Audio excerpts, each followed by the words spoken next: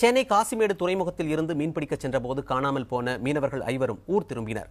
நடுக்கடலில் படகு கவிழ்ந்ததால் தத்தளித்த தங்களை ஆந்திர மீனவர்கள் மீட்டு மசூலிப்பட்டினத்திற்கு அழைத்துச் சென்றதாக சென்னை மீனவர்கள் தெரிவித்தனர். மீன் பிடிச்சிட்டு கரெக்டாக ஒரு 10:30 மணி வரை திரும்பிட்டோம்.